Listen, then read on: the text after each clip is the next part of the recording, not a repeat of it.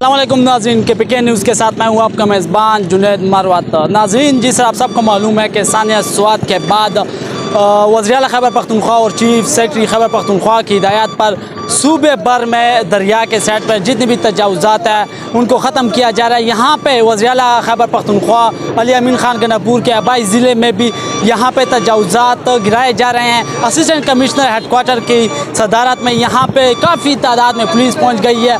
यहाँ पे जितने भी दरियाबंद रोड पर तजावुज़ात हैं उनको गिरा रहे हैं। लोग भी रुकावट बन रहे हैं इसमें, वो भी कह रहे हैं कि यहाँ पे ना गिरा जाए, लेकिन यहाँ पे बिला इम्तियाज़ तजावुज़ात गिरा रहे हैं। यहाँ पे आप देख भी सकते हैं कि काफ़ी तादाद में पुलिस मौजूद है और यहाँ पे बड़ी मशीनरी भी लेकर आए हैं। और यहाँ पे इंतज़ामिया उनको जो यहाँ पे मालिकान है, दुकानदारान है, वो अगर खुशी से अपने सामान बाहर निकाल रहे हैं तो उनको ये टाइम भी दिया जा रहा है कि आप लोग सामान निकालें ताकि आप लोगों का ज़्यादा नुकसान ना हो। इंतज़ामिया का कहना है कि हमने इनको 2-3 दिन पहले टाइम दिया था, लेकिन उसके बावजूद इन्होंने ख़ुद तजावुज़ात नहीं हटाए थे। तो आज हम मजबूर हुए चीफ सेक्रेटरी खैबर पख्तूनख्वा और वज़ीर आला खैबर पख्तूनख्वा के अहकामात को आज हम पूरा कर रहे हैं। और जितने भी दरिया के साइड, दरियाबंद रोड पर जितने भी तजावुज़ात है दोनों साइडों पे, उन सब को हम गिरा रहे हैं। यहाँ पे आप देख सकते हैं कि पुलिस की काफ़ी तादाद मौजूद है। SHO कैंट अजीम खान वज़ीर भी यहाँ पे मौजूद है और जो रुकावट बन रहे हैं इस तजावुज़ात को रोकने में,